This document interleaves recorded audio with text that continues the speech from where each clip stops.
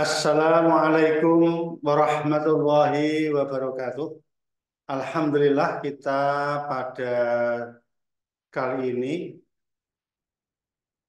akan melanjutkan materi kuliah online. Ya.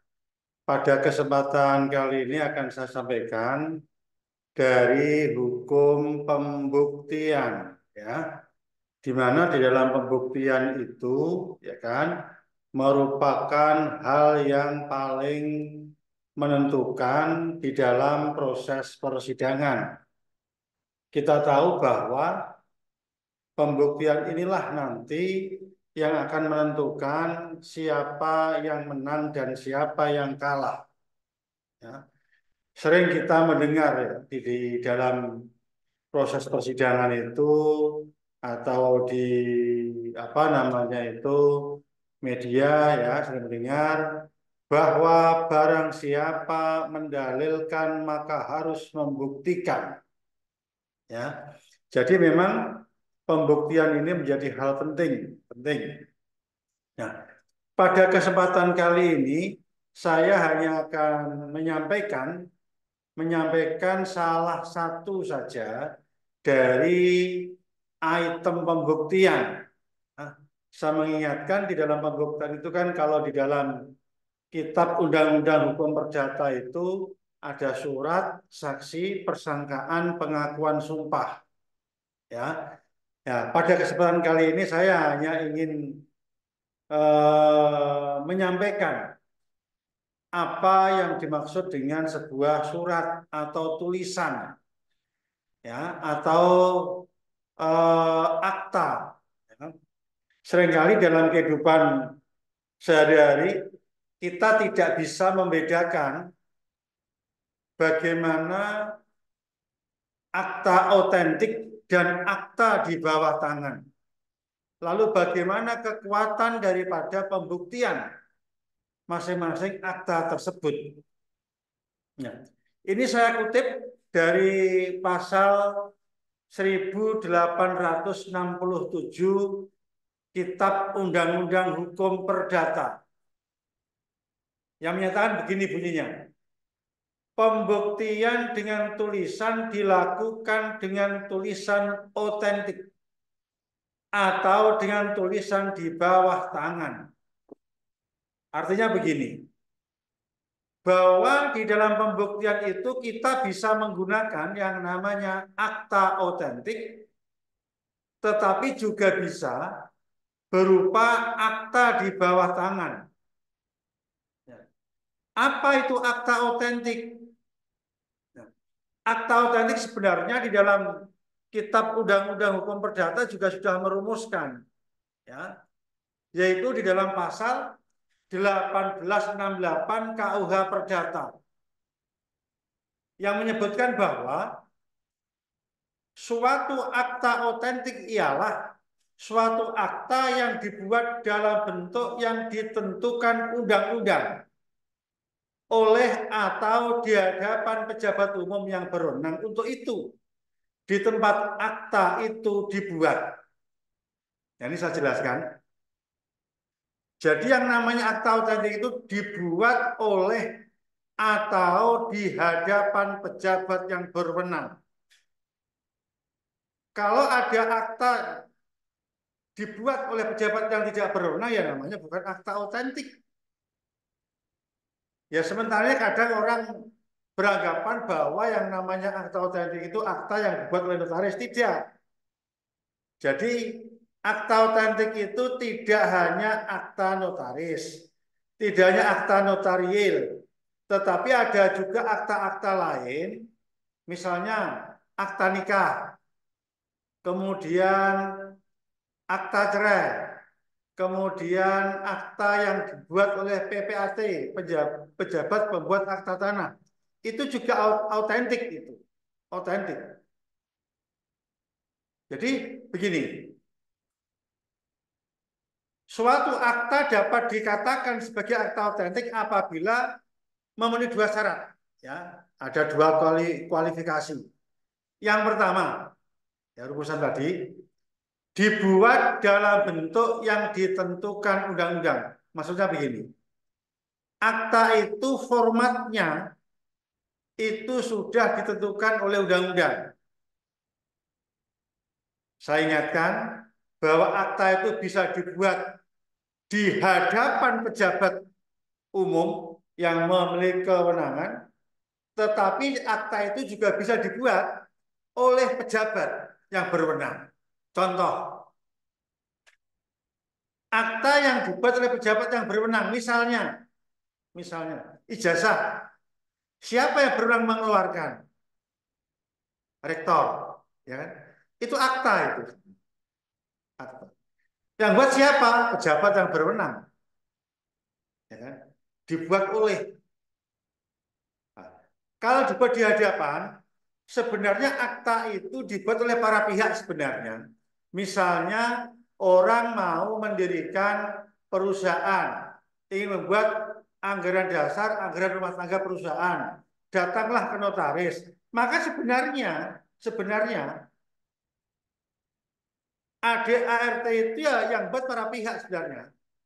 Cuman karena para pihak tidak paham atau tidak mengerti atau tidak tahu seluk-beluk tentang hukum, maka notaris lah yang membuatkan. Atau akta misalnya jual beli tanah oleh PPAT misalnya. Sebenarnya jual beli tanah juga demikian. Itu para pihak yang menyepakati, ya, yang menyepakati tentang harganya berapa, bagaimana cara pembayarannya, di mana pembayarannya, ya. Itu para pihak yang menyepakati. Tetapi akta ini dibuat di hadapan pejabat, yaitu pejabat pembuat akta tanah, maka akta ini masuk kategori akta otentik. Otentik. Dibuat di hadapan pejabat yang berwenang. Lalu bagaimana ketika akta dibuat di hadapan pejabat yang berwenang atau akta yang dibuat tidak memenuhi kriteria sebagaimana yang dimaksud dalam undang-undang. Ya. Maka akta yang demikian itu dianggap bukan akta otentik.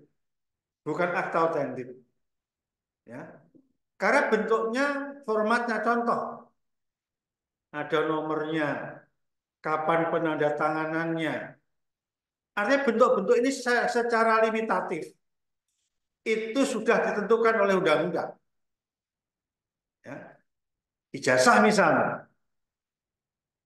itu dibuat oleh pejabat yang berwenang. Ya. Siapa yang tanda tangan, tanggal berapa, bagaimana cara format di dalam ijazah. Kok ada sebuah katakanlah ijazah dibuat pejabat yang berwenang, kok tidak memenuhi kriteria itu, ya namanya bukan lagi sebagai akta otentik. Atau kalau itu akta yang dibuat katakanlah di hadapan pejabat yang berwenang, tadi saya katakan bisa PPAT, bisa notaris atau pejabat lain ya. Jadi memaknai akta otentik itu bukan hanya notaris saja, ya saja. Ini saya jelaskan dalam rumusan pasal berikutnya, ya. Ketika sebuah akta itu kemudian dianggap tidak sebagai akta otentik, ya. Suatu akta yang tidak dapat diperlakukan sebagai akta otentik, baik karena tidak berwenang atau tidak cakapnya pejabat umum yang bersangkutan, maupun cacat dalam bentuknya, mempunyai kekuatan sebagai tulisan di bawah tangan bila ditandatangani oleh para pihak. Aja begini. Ada para pihak ingin membuat akta di hadapan pejabat. Tetapi akta tersebut itu katakanlah pejabatnya tidak berwenang menandatangani atau pejabatnya tidak berwenang membuat akta itu, atau bentuk formatnya itu tidak sesuai dengan akta yang ditentukan oleh undang-undang. Maka menurut pasal ini 1869 KUH Perdata itu dianggap sebagai akta di bawah tangan dengan catatan. Dengan catatan. Ya, para pihak sudah menandatangani sebuah akta tersebut. Jadi ya kayak akta akta pihak, ya akta para pihak saja. Artinya pejabat tadi karena tidak berwenang menandatangani atau bentuknya, formatnya tidak sesuai, itu secara hukum menurut pasal ini itu dianggap sebagai akta di bawah tangan. Nah, kalau akta itu merupakan akta otentik, maka secara formil dan material, bentuknya, isinya itu adalah kebenaran hukum. Saya ulangi, akta otentik itu secara formil dan material adalah kebenaran hukum. Itulah mengapa kalau di dalam proses persidangan itu mempunyai kekuatan pembuktian sempurna akta otentik. Sempurna. Oleh karena itu, barang siapa mengingkari kebenaran sebuah akta autentik, maka kewajiban orang yang mengingkari kebenaran akta tersebut untuk membuktikan kepalsuannya. Contoh begini, ada sebuah akta, katakanlah jual beli tanah. Sudah benar dibuat di depan PPAT, pejabat pembuat akta tanah. Ya. Tetapi kemudian ada pihak lain yang merasa dirugikan terhadap terbitnya akta tersebut. Maka orang lain tadi itu kemudian mengatakan bahwa akta jual beli yang dibuat oleh PPAT itu adalah palsu, misalnya. Maka yang membuktikan kepalsuan itu adalah yang menuduh tadi itu. Ya, orang yang menuduh. Sementara pemegang akta otentik itu posisinya diam. Ya, dalam arti itu kebenaran hukum. Ya, namun demikian seandainya pihak yang menuduh tadi bisa membuktikan bahwa akta otentik tadi itu yang dipegang adalah palsu, ya memang dapat dibatalkan. Bisa mengingatkan akta otentik atau tidak akta otentik atau akta otentik dan akta di bawah tangan itu bukan masalah sah atau tidak sebuah akta, ya, tetapi ini adalah untuk membuktikan kalau sahnya perjanjian itu kan nanti akan merujuk kepada pasal 1320 KUH Perdata yang akan saya jelaskan tersendiri. Nah, jadi itu tentang apa namanya sebuah akta otentik. Nah, kemudian sekarang berikutnya, apa itu akta di bawah tangan? Akta di bawah tangan itu bukan tangannya di bawah, bukan. Ya. Akta yang dibuat tanpa di hadapan pejabat yang berwenang. Itu di bawah tangan namanya.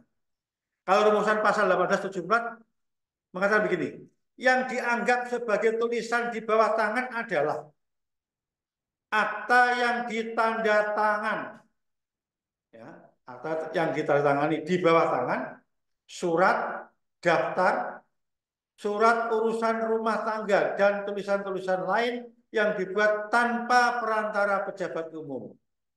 Ya, maksudnya tulisan-tulisan kesepakatan dibuat oleh para pihak, misalnya, contoh, ada orang jual beli tanah, ya, cukup misalnya antara pihak penjual dan pembeli, ono saksinya, tetapi tanpa ada pejabat yang berwenang yang membuatnya, yang mengetahuinya, yang menandatanganinya, maka itu masuk kategori akta di bawah tangan. Nah, terhadap akta di bawah tangan ini, ya kan? Barang siapa ada yang menuduh bahwa akta itu adalah palsu, maka kewajiban pemegang akta untuk membuktikan kebenarannya. Jadi kebalikan dari tadi, akta tadi yang otentik tadi itu. Kalau tadi bawah tangan misalnya ada orang melakukan jual beli tanah, hanya para pihak saja, ditandatangani para pihak, ada saksi-saksinya, mungkin saksinya 5 orang, misalnya. Kemudian ada pihak ketiga keberatan, loh, jual belimu tidak sah, itu aktamu palsu karena tidak melibatkan pihak ketiga tadi yang menuduh tadi itu misalnya. Maka kewajiban orang yang memegang akta yang dituduh tadi yang membuktikan bahwa aktanya adalah asli. Asli. Artinya asli apa? Yang ditandatangan juga sudah sesuai dengan yang punya kewenangannya, penjualnya, pembelinya, saksinya. Sudah selesai. Ya. Nah, akta di bawah tangan ini akan mempunyai kedudukan sama dengan akta autentik apabila diakui oleh pihak lawan. Mengakui, oh iya aktamu benar sama, ini sempurna.